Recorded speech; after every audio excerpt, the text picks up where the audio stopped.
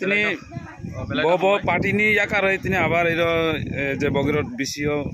কাইবিসক বাবিসক family পরিটিয়ার কা বেলাইনা হামবাই 4 তারিখ October 2024 ब बगिरत बिसि खबजाक निउ बगिरत पारा अरनिफ्राय 15 फेमिलिनि प्राय 31 बुता जोंनि पार्टी आईपीएफटीओ बिदि योगदान खालामबायखा अमर बेलायके हामबाय कारण जोंनि रायमाबिलियाव तिनि साक पर्यन्त बेक टू बेक जयनिं खालाय दङ उसकां जोंनि निर्वाचन अंथं उयाथं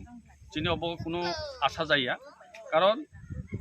साइमानो जेहेतु एनसी देबबर्मानि नेतृत्वे जोंनि पार्टी आईपीएफटी जोंनि तिप्रासानि बागै थैनांनि बागै जोंनि तिप्रालेण्ड नाङो हिनाय दाबो जत हायनोहाय